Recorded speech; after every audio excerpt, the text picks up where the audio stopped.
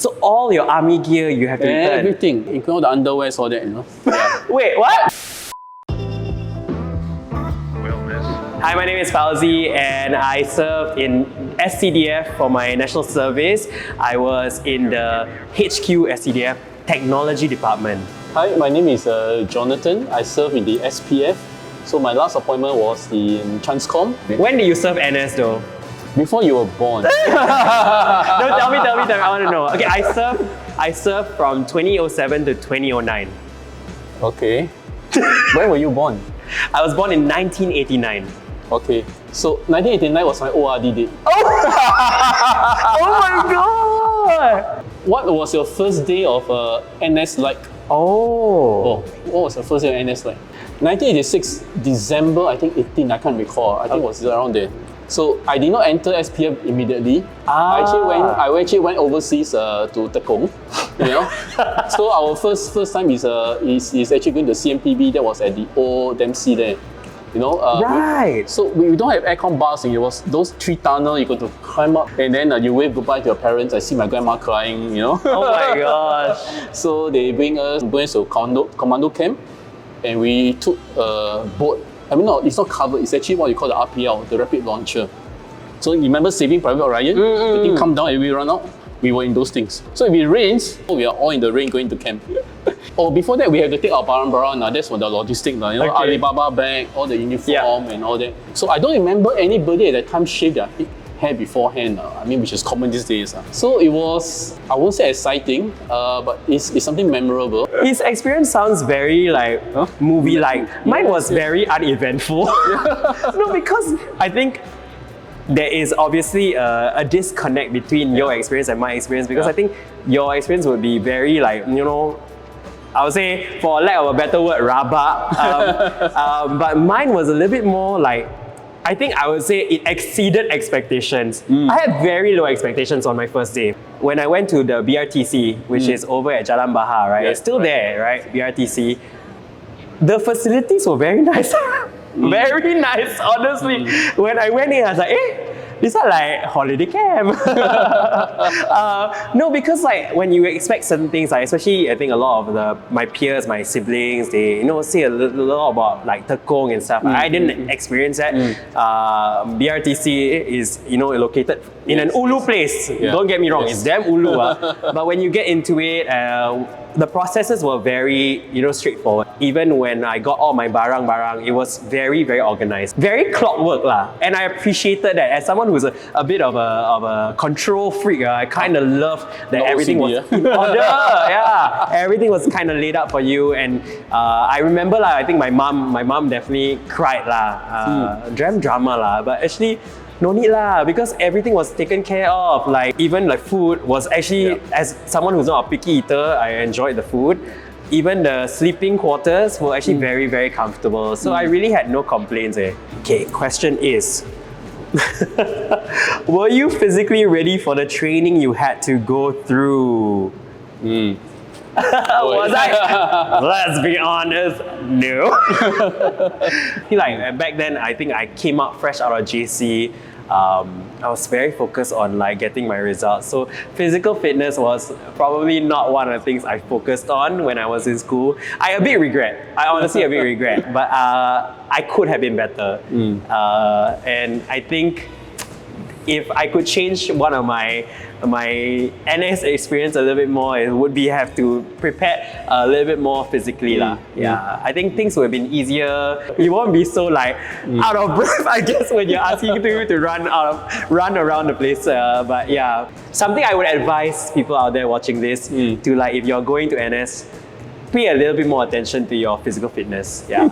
In college, my classmates talk about getting fit, Right. We never thought about that. So somehow, I don't know why. But because I was in the Outdoor Adventure Club, so I did a bit of much more mountain climbing. So in a way, that helps to prepare me a bit. So I would say physically it was okay, but of course, we didn't know what is going to happen in the exercises and Agreed. and all that. Yeah, I mean, it's so funny. Oh my god, like I was so much more fitter in secondary school, but I think JC, I took a nosedive, man, guys. I think too focused on studies, and my CCA back then also wasn't really active. Like I was in the student council. Then after JC, I let it go. I let it go. Like Elsa, I let it go. So, whoa, what was training like before and after you POP? So, yours is what? BRTC? Yeah. Basic rescue? Yeah. So, like I said, I came from army. We had a phone call. Don't know from who. Oh. At that time, no mobile phone, so it's calling the house, you know. Oh. And they say, hi, bring all your military gear, your BMT gear, and report on the day we're supposed to get posting. We're like, oh, you're supposed to wear civilian. So we asked why. They say, oh, you're transferred to police. The next thing you know, when you appear the morning you're posting, who else wears civilian? Oh my and roughly gosh. that's it, you know. And we got to return everything, really everything. So all your army gear you have to return? Everything. Okay. Yeah, including all the underwear, all that, you know. Yeah. Wait, what? Yeah, everything. Wait, they give you underwear? Yeah. Yes. Wow, slay. So everything, including our dog tag, which most of us regret because we didn't keep, because that was a souvenir, memorable stuff. No? And then you went for another training there. So we went for 9 months of training. Was a very, very, very different. You know, and because we're OCTs, but our trainers are not officers. Our trainers are actually sergeants or corporal at the time. Right. Because we do not know, right? Police constable last time is 1 bar. I see. And to us, it's second lieutenant. Right. So we go around saluting and they're like laughing until we realize, oh, it's just a junior officer. And one thing memorable for police OCT is there's no digitalization then. Right. Textbooks were all printed. So we got to go to the so-called store to take our textbooks. There's a lot of text to read for OCTs. And we're not talking about this. We're talking about this. We're talking about 2 times of this. No? We got to carry and bring back to our bunk this. and those are not like your A4 type of paper now. Those are what you call the psycho-study paper, if you know. Yeah. Where people psycho-style, there's some. Oh. Yeah, it's like those brownish, water absorbent paper. We got to carry that back to our bunk. We're like, whoa. You know, so there are police laws and so many other regulations that we have to bring it back. Yeah. Interesting, eh? Wow, it's like going to school again. Going to school again, get our logistic, all our barang. So it's like you had 2 times of NS experience. We had 2 times. Yeah, that's cool. That's cool. We had 2 times. After BRT, pretty standard. I think you learn basic skills, you know, with regards to firefighting, you know, first aid and everything. I find these skill sets actually very, very useful. Like it's useful to me till today, right? It's all these things that I feel like essential life skills, I feel. So I appreciated that. But after I POP, I went into the Infocoms course. All right, so I went to the Infocoms course. I think that was where my skill set was. I ended up becoming the best trainee for that cohort. I got, you know, trained for Infocoms duties. So after that, I actually got stationed at HQ SCDF under the TD department. So we were actually handling a lot of important stuff, especially when it comes to like that time it's called the Matra set, the EPRS set. Yes. So I basically was in charge of like, you know, helping program the sets and everything. So it's actually very, very interesting. And I felt like even though my role was a small role, maybe in the larger scheme of like SCDF, I felt like it was still a very important role because without any comms, you cannot do anything. Oh, was there a difference in the food before and after your basic training? Let's talk about food. Let's talk about food. How was your food back when you were in NS? So the cooks are actually NSmen. Right. So in those years, the vocation is you can be a cook. I think they call it chef, but actually cooks. Okay. And our time is like what you take, you must finish. Right. So during BMT days, right, there's actually this copper standing there. When we return our mess tin, our mess tray, make sure that you finish everything. Not like Mr. Bean, you can hide below the bowl and all that. We can't do that, you can't put in the pocket. We basically got to finish everything. Yeah, and going to police academy, they had caterers. Right. You know? But they got special occasions like, festive period. You get the occasional ice cream. You get the nice, saucy chicken and all that. But other than that, right, before we go near the mess, we know what food it is because by the smell. Oh my gosh. Yeah, we know it. I wasn't very picky. I still today, I'm not very picky with food. So I generally eat everything lah. So in BRTC, the food was like a caterer. So you get proper food lah. Maybe not the best. I think a lot of people are very used to, I don't know, a lot of people complain about the food. I think maybe they're very used to like luxurious meals or something like that. But when I go, I think it's generally like a very well-balanced, home-cooked meal vibe. I feel like that was it. Nothing to complain about, nothing to be excited about. Edible lah, and I was very happy with it. Like I had no complaints. But then, of course, like you mentioned, there were certain days. Oh my god, my favorite days were Western days. Western days are the best.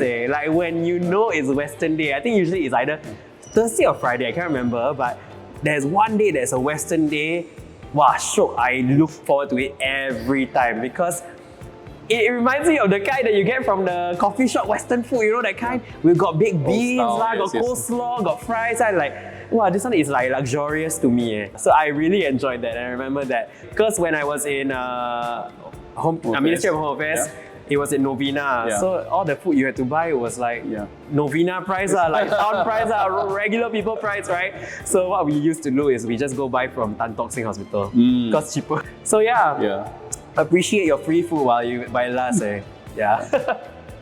Were you in a relationship during NS? If so, how did you manage your relationship? My answer is no.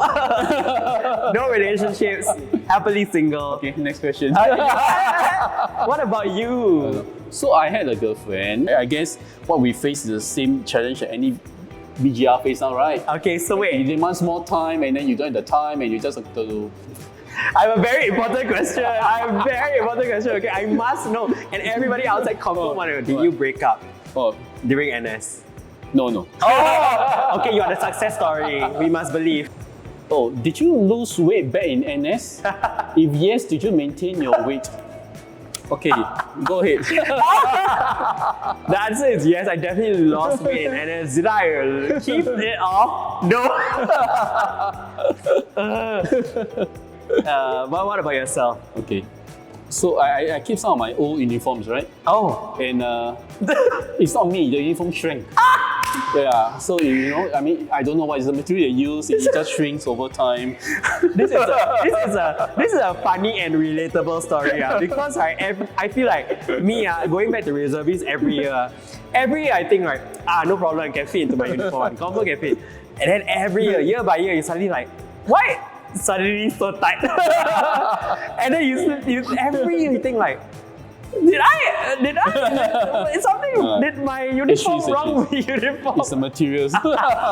Yeah. But very relatable. I'm sure a lot of people can relate to this. Suddenly they feel like the pants too tight. I'm like, is there any skill or lesson that you learn in NS that still serves you well today?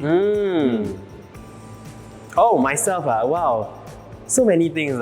Basic fire knowledge, you know, like firefighting knowledge, or even like basic first aid knowledge. I think those are very important skill sets that you will never forget. And it's gonna be useful for life lah. But other than that, like in terms of like soft skills, right? I felt like I became more independent and more confident and being able to lead lah in a way. But I think NS really affirmed that, and I think it made me more of I would say, a more self-directed person. Being able to work towards something or achieving a goal. And that's something I really took with me after I left. I think a lot of the formative skill sets that I learned while I was in NS really helped me have that confidence to take me to my next journey in life lah. I think if I didn't do NS, I don't know where I would be, you know? Because I feel like I really matured as an individual during NS. I would say it gives me the confidence. I mean, definitely. I think for most officer cadets, right, to lead another group of youngsters, it's not just training academy, you know, you really need on-hand practice, you know. So I guess it helps generally that the confidence to be able to face people in presentation and stuff like that. What was one thing that happened while you were serving that you will never forget? So I was attached to Juliet Division after I passed out. And near Woodlands, if you all do not know, before our immigration, there's this thing called Lorong Fatima. Lorong Fatima was a kampong on stilts. Oh! Yeah, but it's no longer there. And also with Juliet, so that time was Marine Police MAPO, not PCG. So they radio in, Right. body found, and it's by the beach. So we got to go down there, and then it was really a dead body. It's been it's deteriorating, and then you go wait for police hearse, and then you see the uncles come, right? Let's go. Oh my Yeah. god. And at that time, they need extra person to carry. I remember, no choice. But then carry the thing to the police hearse. Damn. Your story interesting, sir. Honestly, my stories are not exciting. This is just funny random stories. I found it very memorable because it's just kind of things that I got really it really shook me into reality. This was back when I was in BRTC, and then we had to do guard duty. So if you all know, BRTC behind is a cemetery, right? Yeah. Legit, like you Yes. walk. So one of the points, right, is legit the gate between BRTC and the cemetery. So got one time I walked there, then like it's supposed to, at that point I think there's a tapping thing. You don't tap something, or like it's like a thing to tap that you've been at this marker. And then back then, me and my partner, my buddy, he said like, hey, we quickly walk past here. Then I like, okay. So I like, okay. Then I like, me being foolish, like didn't know what happened. I was just like, okay, I'll quickly get it over and done with, right? Then after that, he told me he saw something in the tree. Then I like, huh? Then you never tell me. Yeah, so these kind of things, like I know I don't have the gift to see this kind of thing. And then when he told me, I was a bit shocked, like, but I would like to say that that was my one and only encounter, and even so, the encounter was also someone told me. Yeah. Otherwise, never ever had any weird or paranormal activity. I think some people maybe can feel it, can see it. I don't. So I had a very peaceful time in NS. Can honestly say, before I went into NS, I honestly didn't think about how useful it was going to be. But it's when I left, and now thinking back about it, I feel like it's one of those major milestones in my life that I would count as something that has made me the person I am today. And in today's perspective also, I think how useful is NS? I think 100%. I talk to so many people, a lot of people, especially when I when I started working and I started getting interns who were freshly going to graduate from school and then going to NS. A lot of them had the apprehension about NS and thinking like NS would be a hindrance to their careers. But actually, a lot of them, after they went to NS, they realized, so actually I learned so much. I really become more confident. I became someone who is able to lead a team. So I think national service still serves a purpose, especially in the home team. You really walk away with skills and experiences, right, that is very, very important, very, very relevant in any context. I want to say I recommend it, but you have to do it anyway. I would say go into NS with an open mind. Go there with the intention of learning and even growing up and becoming a better individual. And then you will honestly find that 2 years will fly by very fast. NS is a passage for boys, right? I mean, that's because no choice, right? Having gone through decades, Yeah, to be fair, yes. I think it's only meaningful by the people around that make it meaningful too. So if you go to a team whereby they feel that you're just one of the office boy, and that's why you won't find meaningful. Right. But you find a team whereby they engage you, they give you the opportunity, that's what you find is meaningful. Yeah, I love what you said. I think at the end of the day, you are in control of how to make your NS life more fulfilling. Whether it's during your NS life or even post-NS, how to contribute back. Do it, man. There are avenues for you to be able to contribute back. Yeah. There's plenty of these stories. Yes. I feel like I'm so glad that we got to meet and have a conversation. Because I don't think I would have otherwise had this conversation with someone, So I feel like I'm learning from you. Yeah. So I hope you guys enjoyed listening to our stories. If you guys have any of your own stories or you related to any of our stories, leave them in the comments below. Also, to the people out there who are watching and you are just about to enter NS, don't worry, we all go through this. And I do hope that you will go in with an open mind and make the best out of your experience in national service. Bye!